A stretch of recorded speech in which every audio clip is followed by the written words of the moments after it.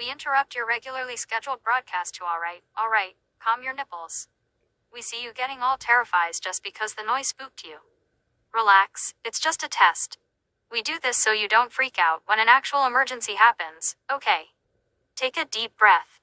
You good now? Great. Look, we get it. The noise is awful. But it's supposed to be. If it played smooth jazz, nobody would take it seriously. Now, keep the TV on and go back to watching your Little My Little Pony, or whatever it is you were so desperate to return to. That said, the government highly recommends watching something a little more. I dunno. Masculine.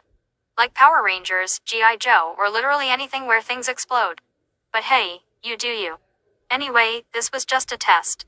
If it were real, you'd be getting actual survival instructions instead of me calling you out. Now, go back to your regularly scheduled programming. Have a nice day.